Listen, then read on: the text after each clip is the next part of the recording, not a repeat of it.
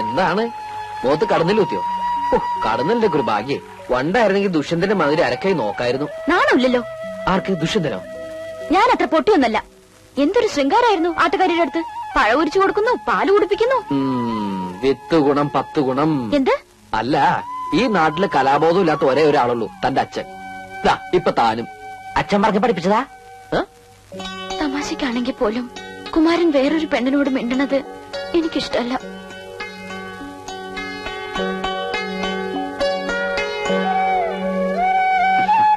ഞാനും പലപ്പോഴും ആലോചിക്കാറുണ്ട്, നമുക്ക് നമ്മുടെ കുട്ടിക്കാലം മതിയായിരുന്നു. സ്കൂളിൽ പോവുക, മാവേലെറിയ, ആമ്പൽപ്പൂ പറിക്ക, ഓണം, വിഷു, തിരുവാതിര, ഉത്സവങ്ങള് എന്ത് രസമായിരുന്നു. ആരെയും പേടിക്കണ്ട. ഇപ്പതാ തന്നൊന്ന് കാണണേ തന്നെ പാത്തും പതുങ്ങിയും നമുക്ക് വലുതാവുണ്ടായിരുന്നു അല്ലേ. എല്ലാം എനിക്ക് മോഹിക്കാനേ പറ്റൂ. നിന്നെ നിന്റെ അച്ഛൻ എനിക്ക് തരുമെന്ന് തോന്നുന്നുണ്ടോ? വേറെ ആരെ കൊണ്ടെങ്കിലും കല്യാണം കഴിപ്പിക്കും. ഞാനൊന്ന് തൂങ്ങിച്ചാവാൻ തീർച്ച. വേണ്ട, അങ്ങനൊന്നും പറയരുത്. അയ്യോ പ്രസാദ്, വൈകുന്നേരം കുളക്കടവിൽ കാണാം.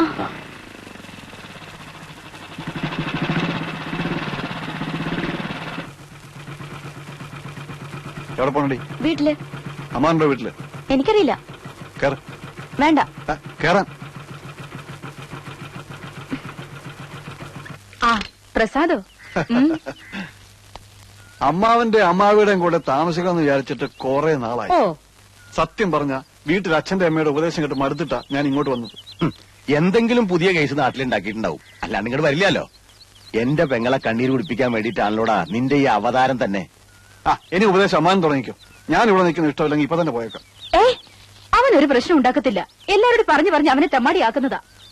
ആകെ ഇവിടുത്തെ സ്നേഹമുള്ളത് അമ്മാവിക്ക് മാത്രമേ ഉള്ളൂ. അകത്ത് കയറട്ടെ. കള്ളും കഞ്ചാവും ആയിട്ട് നടക്കുന്നവനെ ഇങ്ങനെ സ്നേഹിച്ചാലുണ്ടല്ലോ ബാധ പോലെ എപ്പോഴും വന്ന് കയറും. ഒരാളുടെ ചെലവെന്ന് പറഞ്ഞ നിസ്സാര കാര്യമല്ല. നാളെ മൂലം പെട്രോൾ അടിക്കാനുള്ള കാശും ചോദിച്ചു കൊടുക്കും. 10 പൈസ ഞാൻ കൊടുക്കില്ല. ഒന്ന് വേഗം കയറാ. ഒരു പെണ്ണ് വരുന്ന പറഞ്ഞ മണിക്കൂർ 4 വെള്ളത്തിൽ കിടക്കണേ. എടാ നോക്കിയിരിക്കാതെ വല്ലപ്പോഴൊക്കെ ഇറങ്ങി ഒന്ന് കുളിക്കണ. അയ്യടാ, ഞാൻ കുളിച്ചതാ. തമാശക്കാരൻ. എന്നെ മുണ്ട് വളർത്തിട്ട് എടുത്ത് പിടിച്ചിട. പയ്യൻ ഇങ്ങോട്ട് വരാൻ. മുണ്ട് പിടിച്ചിട.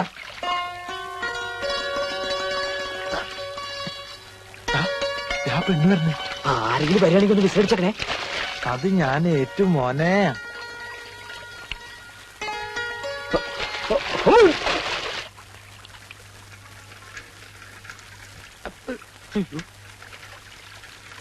ദൈവമേ, ഇപ്പൊ അവൻ പൊന്തിയ ശവം പൊന്തിയതിന് തുല്യാവും.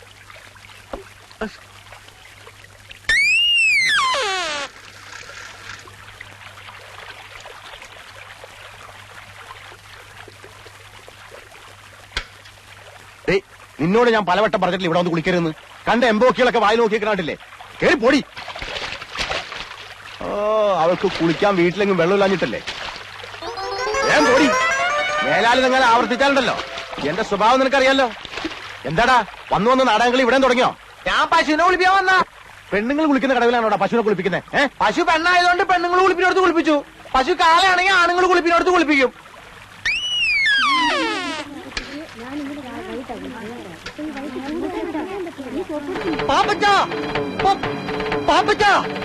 എന്താടാ പാപ്പച്ചന്റെ അമ്മ?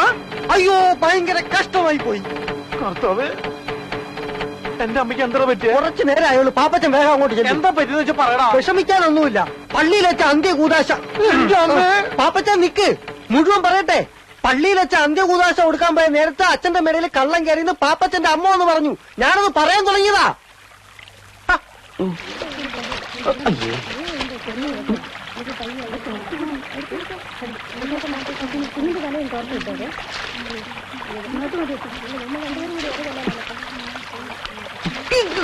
ഈ മീനിക്കൾ ഇടാൻ കണ്ട സ്ഥലം.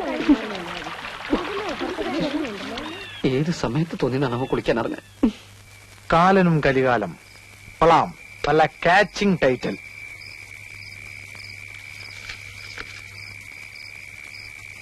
കൂരാകൂരിട്ടത്ത് കറുത്ത പോത്തിന്റെ പുറത്ത് കയ്യിൽ കയറുമായി വന്നു കാലൻ.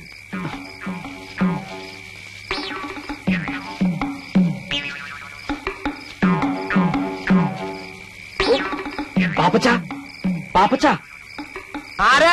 നിന്റെ കാലൻ ഒന്നിറക്കി വേടാ. അലനോ ഇത്ര പെട്ടെന്ന് വന്നോ?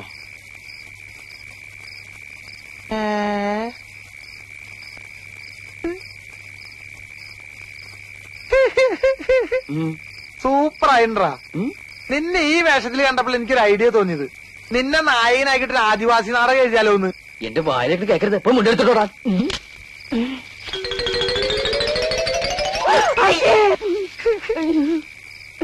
ആദിവാസി നാടകം മാത്രല്ലടാ, ആദിഭാവത്തിന്റെ സെക്കൻഡ് പാർട്ട് എടുത്താലെന്ന് ആലോചിക്കാ. എന്നെ മുണ്ട് പോവല്ലേ? എടാ പാപ്പി, അമ്മ അങ്ങോട്ട് പോ. അമ്മ അങ്ങോട്ട് വരില്ലേട്ടോ. ഇങ്ങോട്ട് വരില്ല അമ്മേ. ഏത് പെണ്ണാണ് ഓടിപ്പോയത്? എന്റെ കർത്താവ് ഈശോ മിശിഹായെ, ഈ കുരുത്തം കെട്ടോ 7-ാം പ്രമാണം തെറ്റിക്കാൻ തുടങ്ങിയല്ലോ. മോഷണത്തെക്കാളും മദ്യപാനത്തെക്കാളും വലിയ പാപമാണ് വ്യഭിചാരം. അച്ചോ ഞാൻ വേണ്ട, ഒന്നും പറയണ്ട. നിന്റെ അമ്മ വളരെ ഡീറ്റെയിൽ ആയിട്ട് എന്നോടെല്ലാം പറഞ്ഞിട്ടുള്ളതാണ്. വ്യഭിചാരം ചെയ്യുന്നതിനുള്ള ശിക്ഷ എന്താണെന്ന് എനിക്കറിയാവൂ. അച്ഛൻ പറയാതെ ഞാനങ്ങനെ ആ കേട്ടോ, നരകത്തിന്റെ നടുക്കൊരു മുള്ളുമുറുക്കുണ്ട്. നിന്നെ പോലുള്ള മഹാപാപികളെ ആ മുരുക്കി കയറ്റി നഗ്നരാക്കി താഴേക്ക് ഊർത്തുവിടും. മനസ്സിലായോ? എന്താടാ ചിരിക്കണത്? അല്ല, ഈ പാപികളെല്ലാം ഊർന്നിറങ്ങിയപ്പോ മുരുക്കിന്റെ മുള്ളല്ല ഇപ്പൊ തേഞ്ഞ് ഒരുമാതിരി മെഴുമെഴുന്നായിണ്ടാവും. പണ്ടാരാണ്ടോ പറഞ്ഞ പോലെയാ നിന്റെ കാര്യം. എന്തിനാണപ്പാ എന്നെ തല്ലണ? ഞാൻ ഏതായാലും ഗുണം പിടിക്കില്ല. എടാ, നിന്നോട് എത്ര നാളായി ഞാൻ പറയണു പെരുന്നാളിന് വേണ്ടി ഒരു നാടകം എഴുതരാൻ. നിനക്ക് ശകുന്തളി ദുഷ്യന്തനും മതിയല്ലോ. കർത്താവിനെ മറന്നുള്ള കളി ശരിയല്ല പാപ്പച്ച. അച്ഛൻ ഈ ബൈബിൾ നാടകം എന്നൊക്കെ പറഞ്ഞ ഭയങ്കര കാശുകളുള്ള പരിപാടിയാ. മാത്രല്ല അമ്പല കമ്മിറ്റിക്കാരും ബുക്ക് ചെയ്യൂല. പിന്നെ പള്ളിക്ക് വല്ല ഗാനമേള മിമിക്രിയൊക്കെ മതിയല്ലോ. വേണ്ട വേണ്ട, വിസ്തരിക്കണ്ട. നിന്നെ കൊണ്ട് സാധിക്കില്ല. അത് തന്നെ കാര്യം. കാരണം ബൈബിള് വായിച്ചിരിക്കണം. അതില്ലല്ലോ. ശരി, ഞാൻ ഏതായാലും ഒരു നാടകം എഴുതിയിട്ടുണ്ട്. ഓ, നിന്റെ കൂട്ടുകാരെല്ലാം വിളിച്ചോണ്ട് പോവാ. നമുക്ക് റിഹേഴ്സൽ തുടങ്ങാം. കർത്താവേ,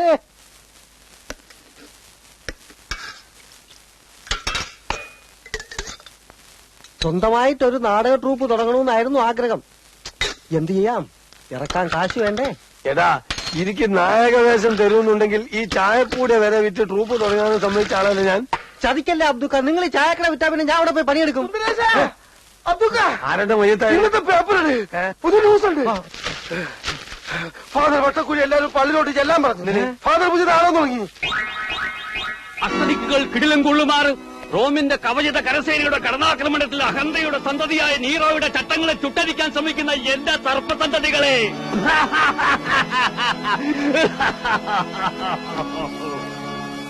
വെനീസിലെ സുന്ദരി, രചനയും സംവിധാന മേൽനോട്ടവും ഫാദർ വട്ടക്കുഴി. പാപ്പച്ചൻ വരുന്ന സംവിധാനം ചെയ്ത് തന്നാ മതി. വേദന കൊണ്ട് പുളയുന്ന അടിമ പറഞ്ഞു, അടി അടി അടി. നിന്റെ ചാട്ടുവാറുകൾക്ക് വിശ്രമം കൊടുക്കാതെ അടി. മനുഷ്യനെ കൊണ്ട് ചവിട്ടിമതിക്കുന്ന ദുഷ്ടസന്തതി, നിന്റെ ബലം ക്ഷയിക്കുന്നത് വരെ അടി. കലക്കി വെച്ചോ. പാപ്പച്ചനെഴുതിയ നാടകത്തിനേക്കാളും ഉഗ്ര നാടകം. അടിമയുടെ വേഷം ഞാൻ ഇപ്പോഴേ ബുക്ക് ചെയ്തിരിക്കുന്നു. നിനക്ക് ഞാൻ യേശുക്രിസ്തുവിന്റെ വേഷം തരാം. അതെന്താ? അല്ല, ഇവനാവുമ്പോ കുരിശിന് പകരം ഈർക്കിൽ വെച്ച് കെട്ടിയാ മതിയല്ലോ. ഇവിടെ വേഷങ്ങൾ തരാനും തീരുമാനിക്കാനും ഞാൻ അച്ഛനുണ്ട് കേട്ടാ. അല്ല, അതൊക്കെ കണ്ടില്ലല്ലോ. അച്ഛൻ ട്രൂപ്പ് തുടങ്ങി അറിഞ്ഞപ്പോഴേ നായിക ബുക്ക് ചെയ്യാൻ പോയിരിക്കുക. ഓഹോ. ആ, ഇതെല്ലാം കണ്ടുകൊണ്ട് സുന്ദരിയായ രാജകുമാരി മന്ദം മന്ദം നടന്നു വരുന്നു. വേദനയോടെ താഴെ കിടക്കുന്ന അടിമയുടെ കൈകളെടുത്ത് രാജകുമാരി ചുംബിക്കുമ്പോൾ, രാജകുമാരി ചുംബിക്കുമ്പോൾ അവിടെ ഒരു ഗാനം ആരംഭിക്കുന്നു.